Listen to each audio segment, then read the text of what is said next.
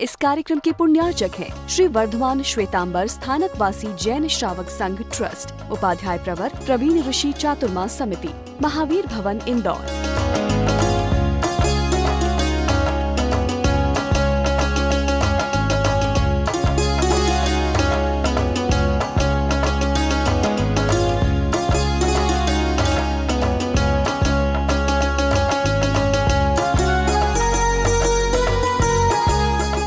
परम श्रद्धेय पूज्य गुरुदेव के चरणों में कोटि से वंदना।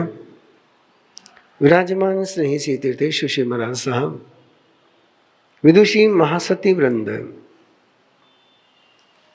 प्रभु महावीर की शासन कथा से प्यार करने वाले प्यारे प्रभु महावीर के बंधो,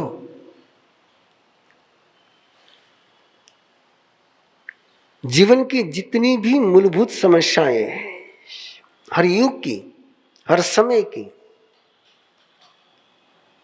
जिन जिन बातों को लेकर के लोगों के मन में संभ्रम होता है और रहेगा। 11 गंधर्व उस समय के जनमानस की समस्याओं को लेकर के परमात्मा के पास पहुंचे हैं।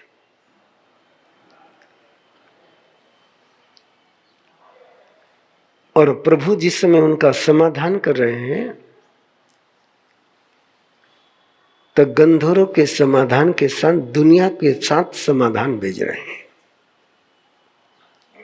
ऐसा नहीं कि केवल इंद्रभूति गौतम को ही आत्मा को लेकर के संदेह था, ऐसा नहीं कि अग्निभूति को ही केवल कर्मों को लेकर संदेह था, ऐसा नहीं कि केवल वायुभूति के ही मन में द्वंद्व था कि शरीर भिन्न और आत्मा भिन्न है या एक है।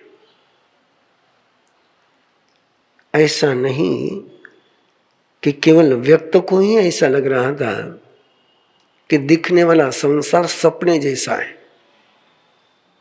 और ये तो करीबन करीबन सारा धार्मिक जगत आज ये कहता है कि दुनिया कैसी है, सपने के समान है। कई बार आपने भी पट्टे से सुना होगा, दुनिया सपने के समान है। शायद में भी हो सकता है कि आपके मन में भी ये धारणा बड़ी गहरी बैठी हुई होगी। ये गंधर्व की चर्चा और गंधर्व की चर्चा, गंधर्व के जीवन की चर्चा और गंधर्व की समस्या की चर्चा शायद प्रभु महावीर को समझने के लिए एक अच्छा जरिया है।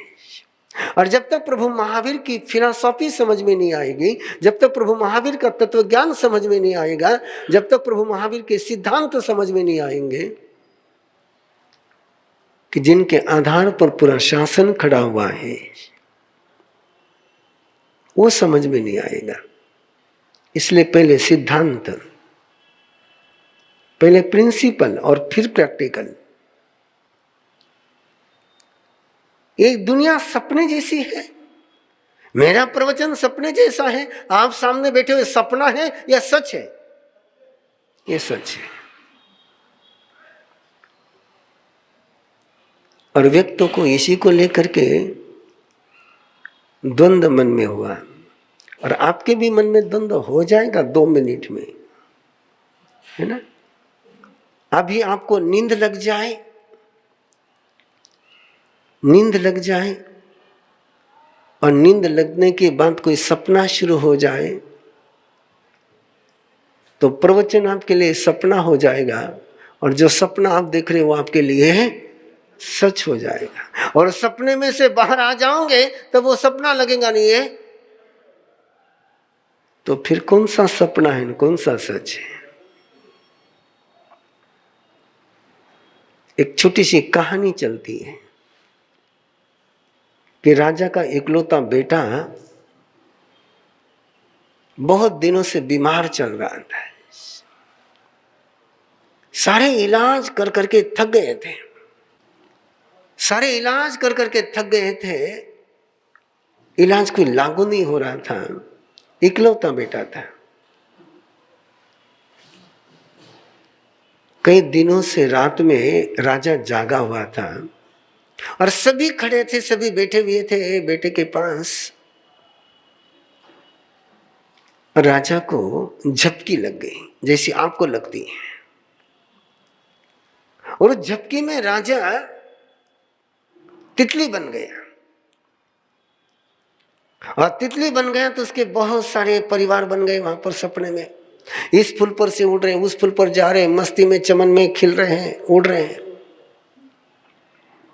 इतने में इधर बेटे की मौत हो गई। और मौत हो गई तो मंत्री ने उनको जगाया,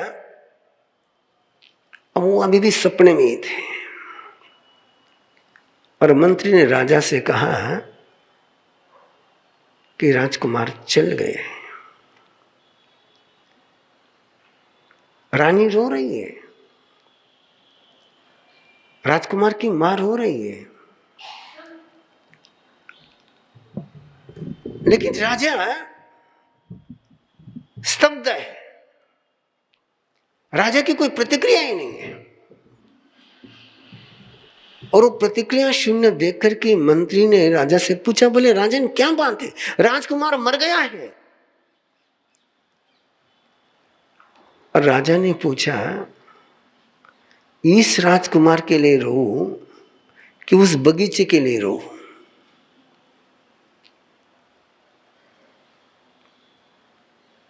मंत्री ने पूछा, कौन सा बगीचा, कौन सा क्या?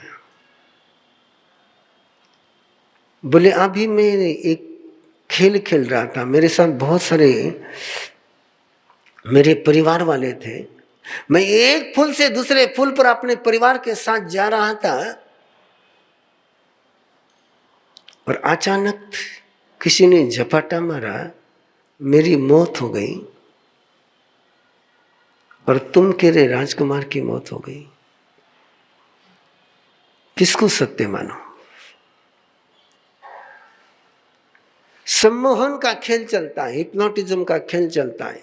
अब ड्रामा पर ड्रामा होता है, स्टेज पर ड्रामा होता है। किसी को बुलाते हैं स्टेज पर, उसके हाथ पर आइस पीस रखते हैं और कहते तेरे हाथ पर अंगारा रखा है, और हाथ पर फपोला आ जाता है। रखा क्या है हाथ पर? बर्फ रखा है और फपोला आ जाता है। और किसी के हाथ पर अंगारा रखते हैं और कहते कि तेरे हाथ पर बर्फ रखा है तो फपोला नहीं आता है। तो फपोला जो आया वो अंगारे के कारण से आया, बर्फ के कारण से आया, कि अंगारा था ये सोचने के कारण से आया? तो क्या सच है? हाथ पर रखा हुआ बर्फ सच है कि दिमाग में रखा हुआ अंगारा सच है? अनुभूति किसकी है?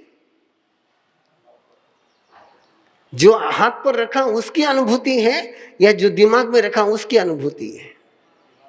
व्यक्ति की समस्या कहाँ चल रही समझ लो। ये समस्या तुम्हारी भी है, ये समस्या मेरी भी है, और ये समस्या हम सबकी है।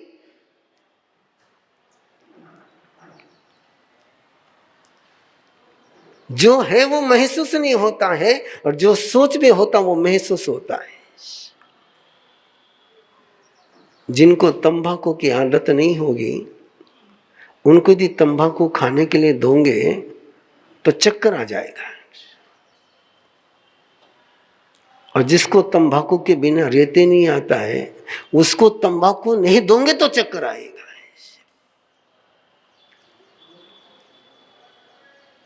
तो तंबाकू के कारण से चक्कर है कि सोच के कारण से चक्कर है? क्या सच है?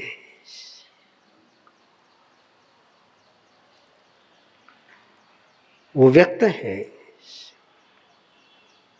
जिसके पास 500 चेले हैं। कितने चेले हैं? 500 चेले हैं। अब व्यक्तों को ये भ्रम जरूर रहा होगा ये चेले मेरे हैं कि मैं इनका चेला हूं। सच क्या है? कौन किसका चेला है?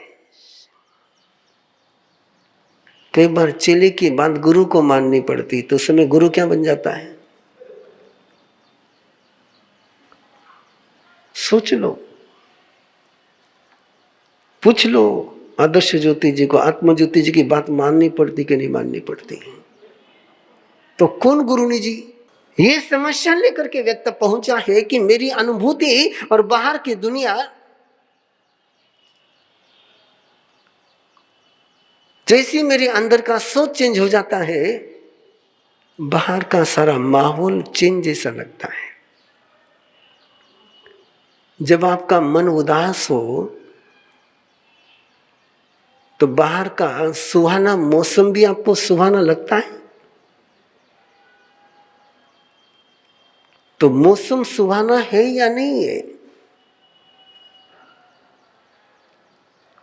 बड़े मस्ती से खाना खा रहे, बड़े प्रेम से खाना खा रहे, बड़ी फेवरेट डिश खा रहे हो,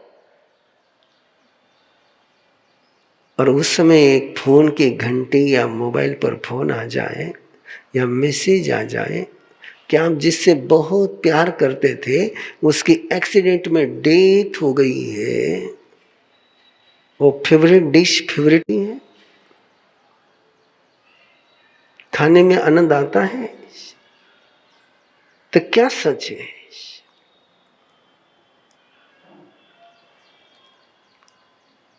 ये समस्या है व्यक्त की।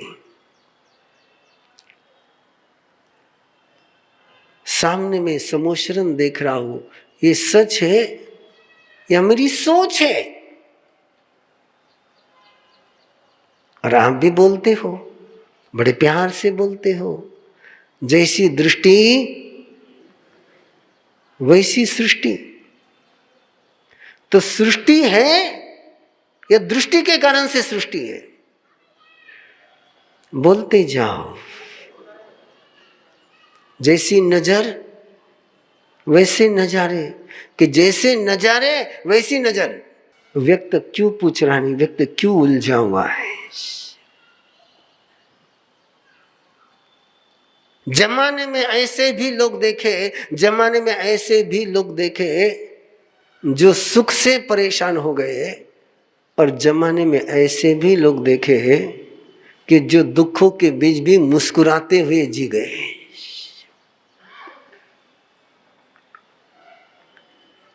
तो सुख से आदमी सुखी होता है, दुख से आदमी दुखी होता है। कि सुखी होना चाहे तो सुखी होता है और दुखी होना चाहे तो दुखी होता है। सुख कौन सा सच है? अपने अंदर का सुख सच है कि बाहर का सुख सच है? क्या नरक सच में है? और प्राय आप लोग एक वाक्य सुनते हो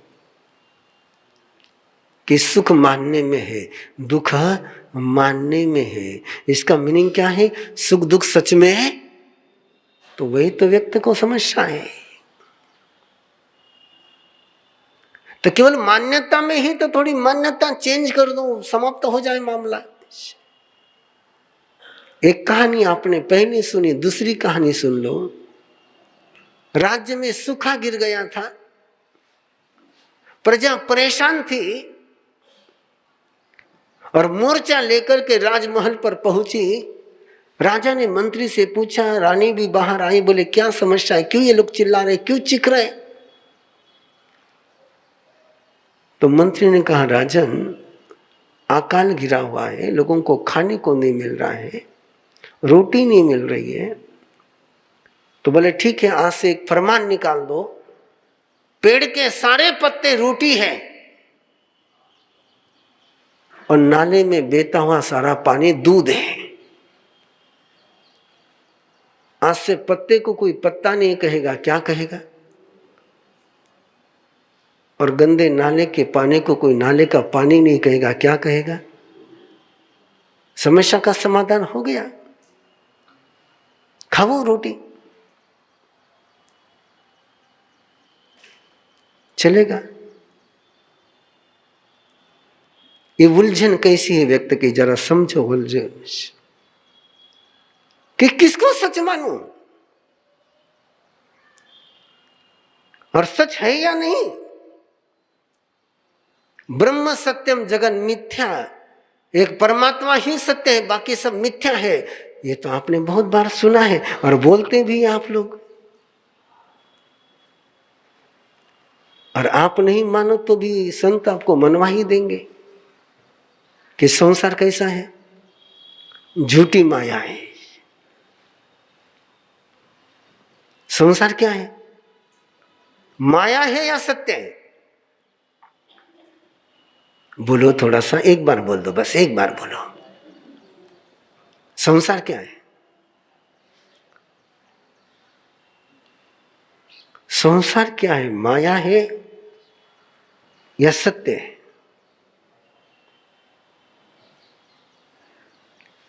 कमाल हो गई। मैं आपको कोई पास नापास नहीं कर रहा हूं, मैं कोई पास और फेल भी नहीं कर रहा हूं, केवल आप बोलिए आराम से कि संसार माया है या सच है।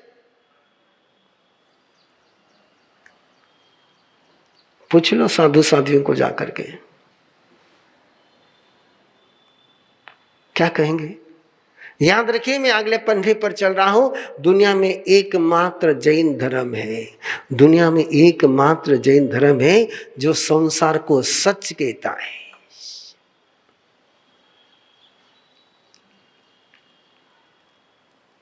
परमात्मा कहते हैं पदार्थ भी सत्य है और आत्मा भी, दोनों ही सत्य है।